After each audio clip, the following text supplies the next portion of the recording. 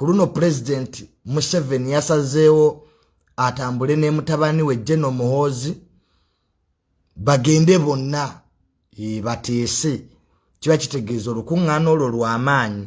So byebyo biri mu ggwanga Uganda nti General Muhoozi ne President Museveni bali mu kibuga St. Petersburg ekya Russia gye bagenze okunyumyamu ne President Putin owa Russia.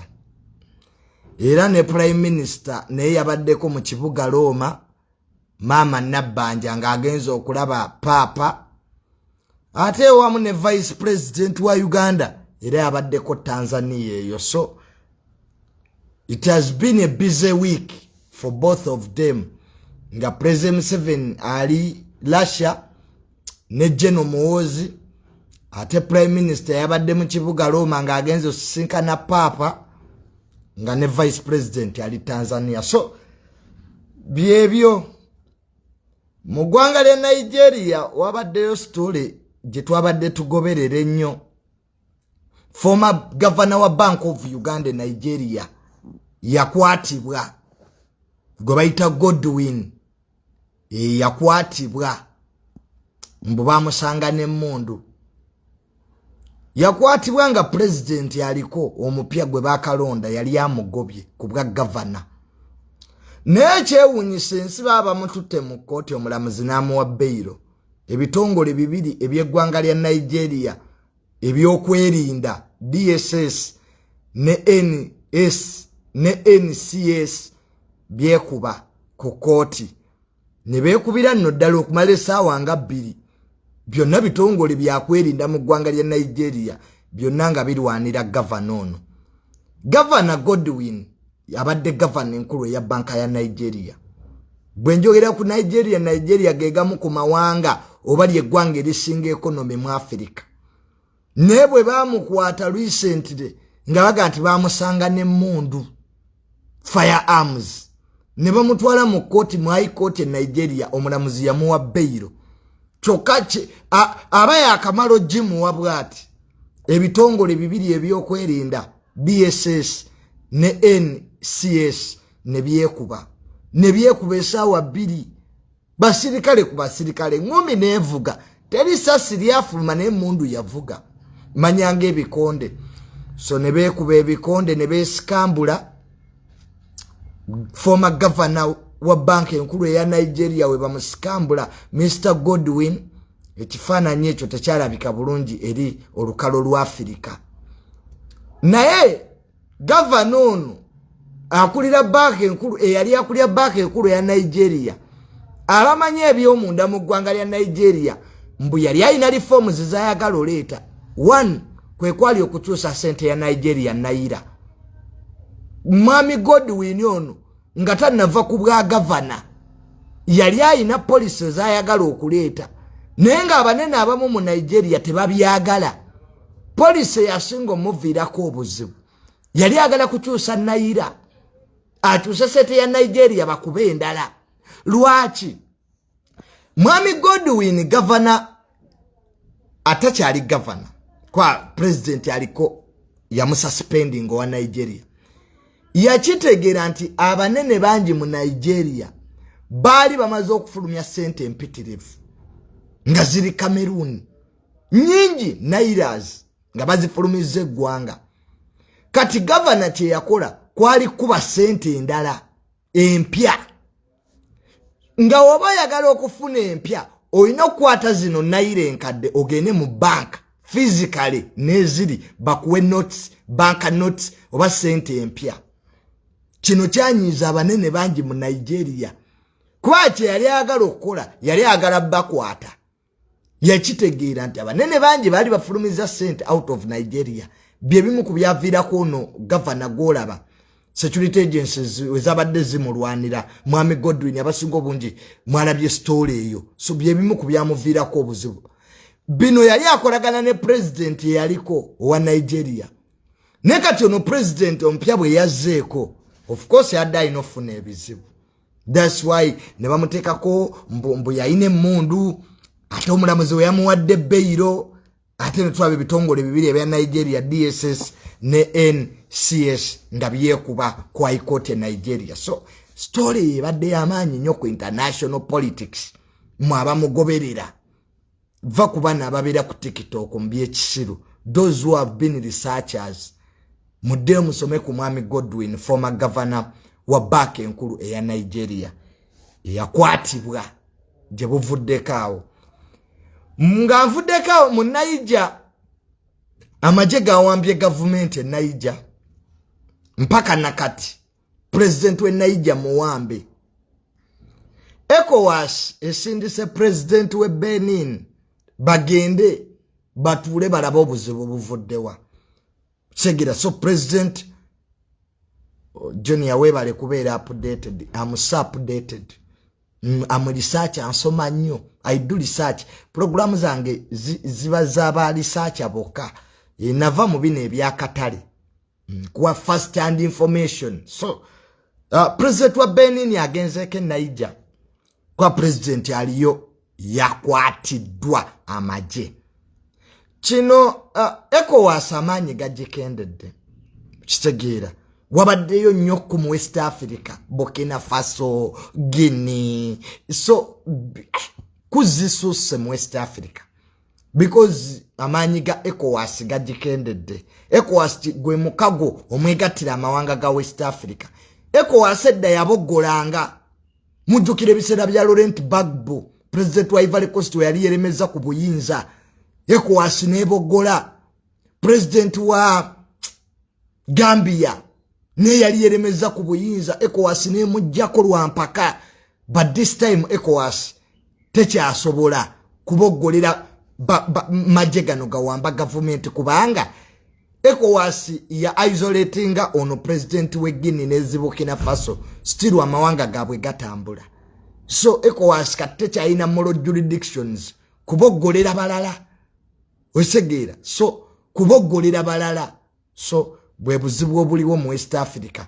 Nti abakulembeze ba ECOWAS tebakyasobola kati kuboggolera bana abawamba zi government. Edda bali bakisobola. Ne kati remember Nigeria yesinga amaanyi awo, Senegal kisanze nga nakyo kizibu nnyo okweyingiza mu mawanga ki mu byokwerinda by'amawanga amalala oba mu byobufuzi by'amawanga amalala.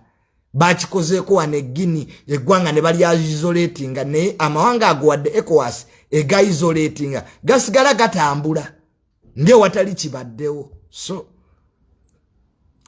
South Africa, koti ya South Africa ewandiise ebbaluwa nti president wa Russia Putin talinnyayo. President jukira wabaddeyo olukuŋŋaane South Africa olwa BRICS.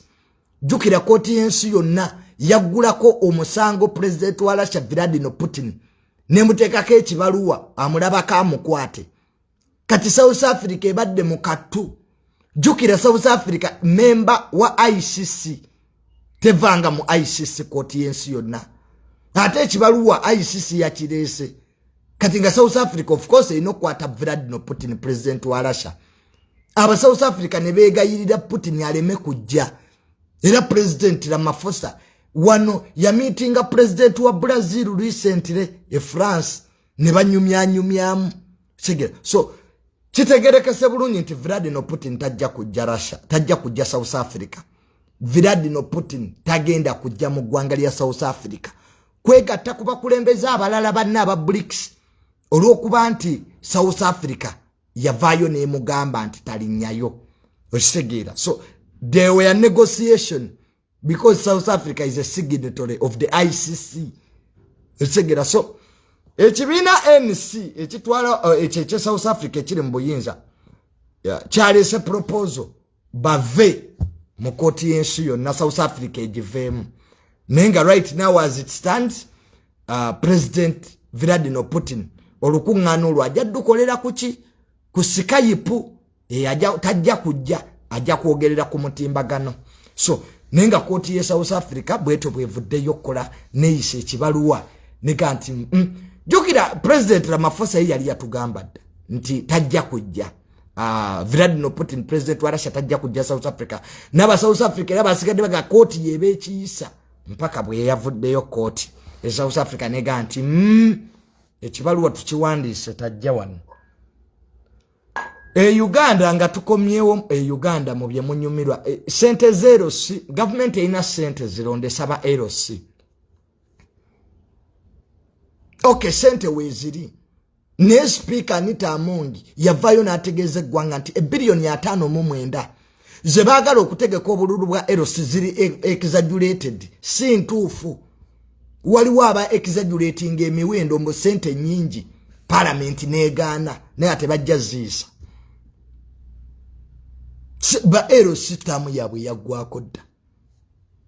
Naye agati nga minister wa local government magezi akozesa obuyinza bwe simanyi oba yabadde mu mateeka. I'll ask my brother who is a lawyer. Government esobola okwongerayo terms z'aba LC ones. Do they have that power? I need a lawyer to consult me. Osegera, is there any serious lawyer to give us whether government is in law? Okwongezayo terms za LCs nga teziweddeko.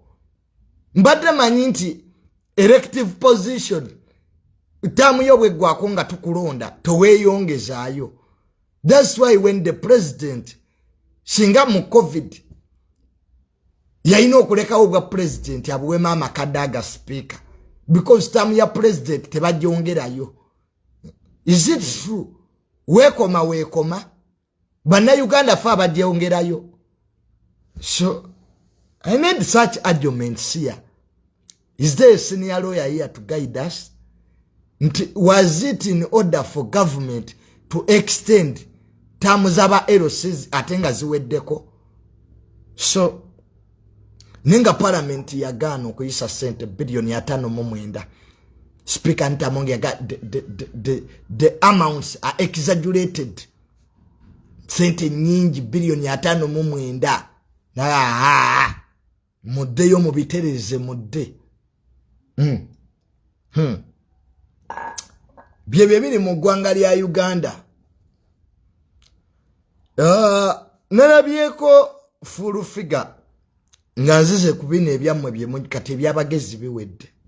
The intellectuals, your program is done. Katika tudde wano mu localism.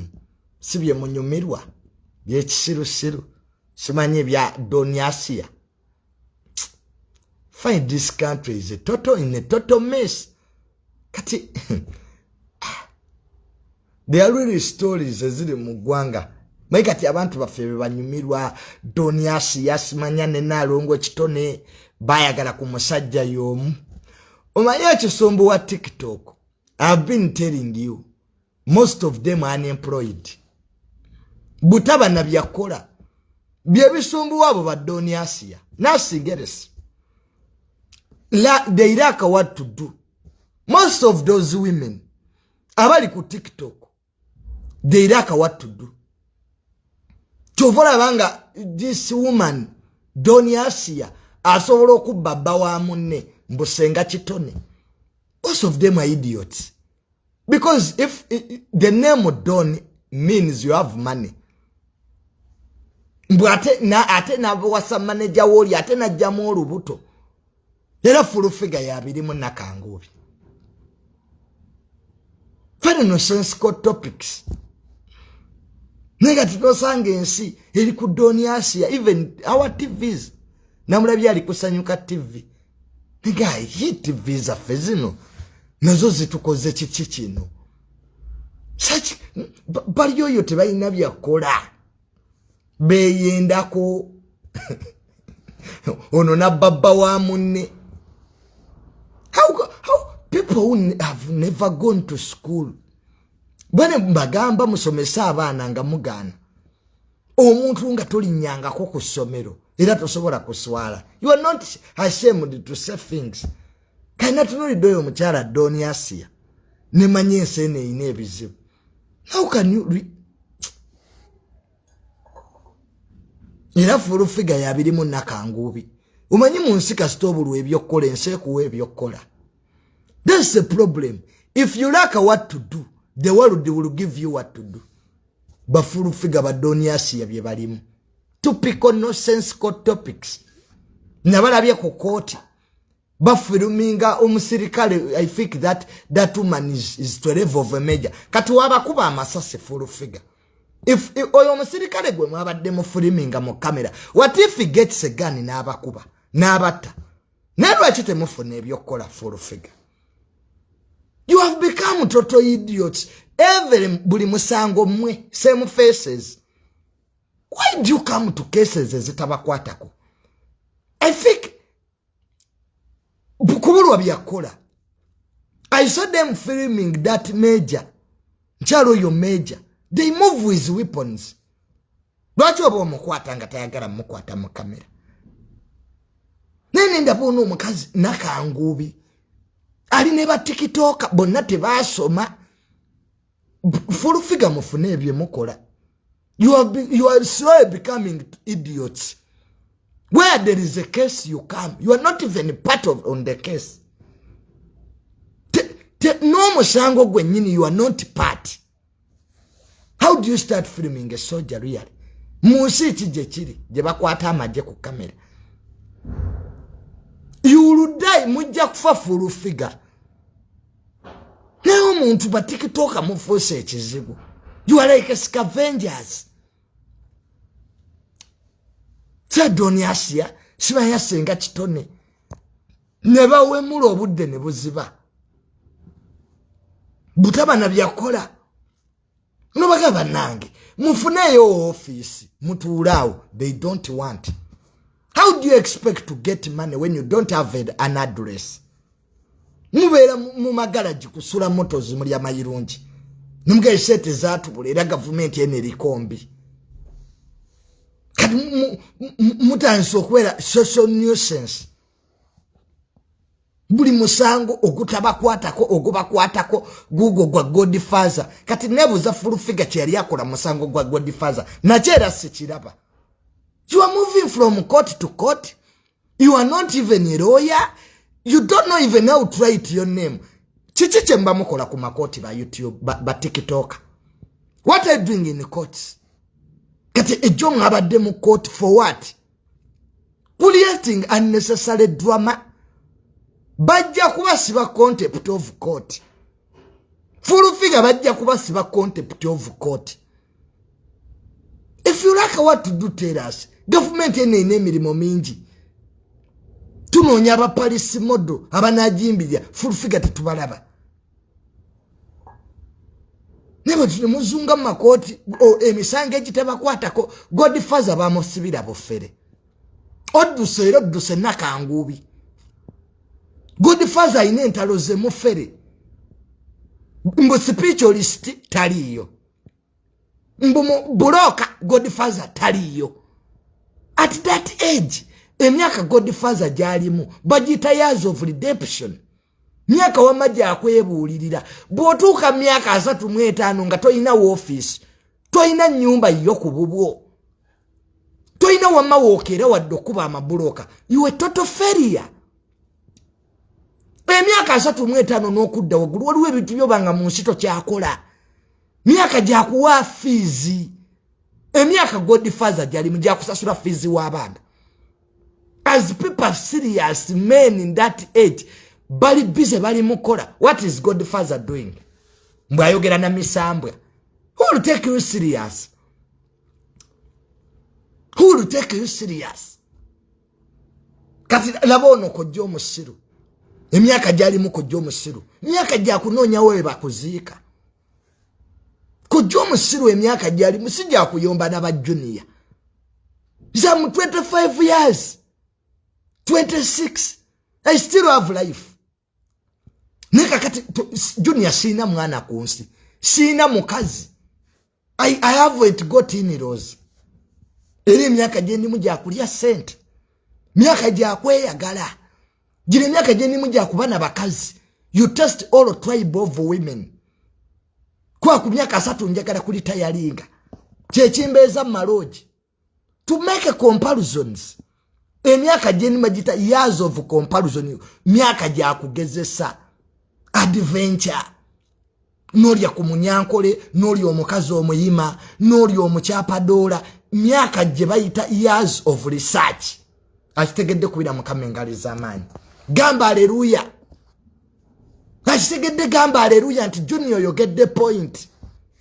myaka gye yakufuna abakazi balina mazzi gino emyaka gye nimu si gyakusaba mbumbeere mu overnight Junior nkoze kibiiki nga nekoni eyatta abantu waali talinyanga wa pastor Bujingo repent what nze yabba ezenzige am I the one who steals money in government hospitals kati netonde kuki kibiiki kyenkoze omukama that I should be in church praying mbunsulenga ansaba what am I praying for hallelujah tugende maaso kubera ko mukama engaleza amani gino myaka gyakulya bakazi kyofuna Kakalaamu they are moving all over the world bagenze kola kifuna bakazi Kakalaamu chechi mutambuze you Kaye Wisdom Kaye what are they selling buying business cheba tutte boss of them tekuli kaina company mtu mogeze ku business trip what are they doing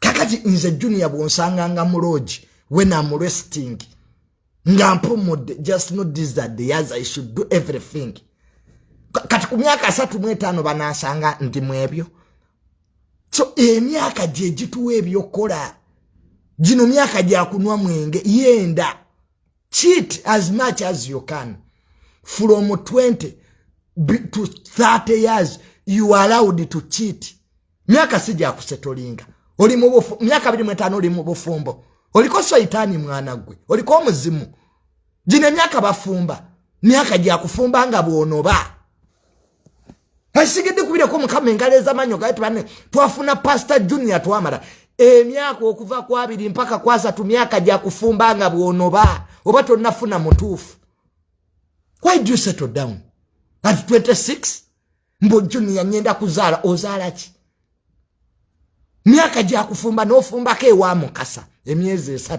nonoba no de wachambadde nonoba fumba nga mpaka myaka 3 oyino okuzalya ku myaka 3 ngensi wa moma zojitabala kati abamu mwawasa mwagalera kwenda you haven't tested the world toyina che watestinze you know nothing about men